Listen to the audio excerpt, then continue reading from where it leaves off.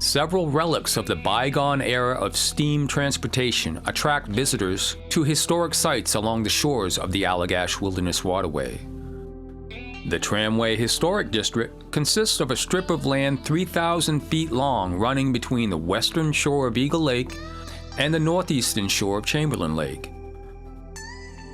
Placed on the National Register of Historic Places in 1979, the Tramway Historic District is the only property within the waterway given this distinguished recognition. This fascinating stretch of land contains the remains of the unique log-conveying tramway built in 1903. The tramway consists of 6,000 feet of continuous wire cabling, most of which now rest on the ground along with remnants of the tramway's steam engine and boilers. During its heyday, the tramway operated from 1903 to 1909. We are at the Chamberlain end of the tramway, the 3,000 feet that separate two drainages, which would be the Allagash drainage headed north and the Penobscot drainage headed south.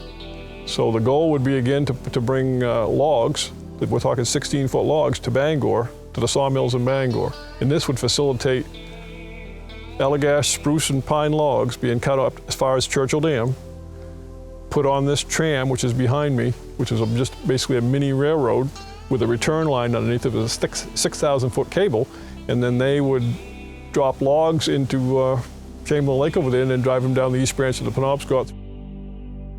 Transporting logs out of the Allagash Wilderness Waterway required innovation and ingenuity.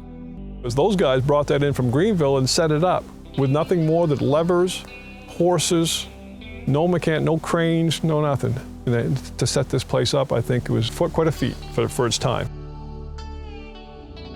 For the uninitiated, the abandoned tramway operation is a startling discovery. You're in the middle of the Allagash Wilderness Waterway. You walk up the shore and there's these 200-ton locomotives just sitting 200 feet from the shoreline. And I think when you walk up there and see them the first time, you go, wow, what are these doing here?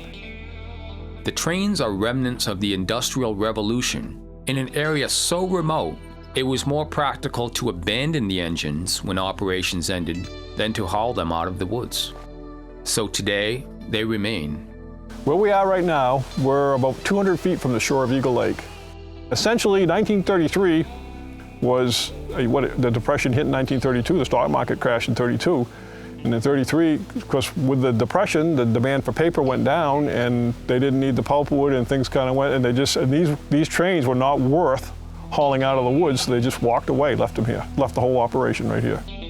And it was like the 13-mile railroad to nowhere. But it all had its place in time in the history of the Allagash Wilderness Waterway and the history of the northern part of the state of Maine. Really, it's a must-see site if you're going to do the Allagash Wilderness Waterway.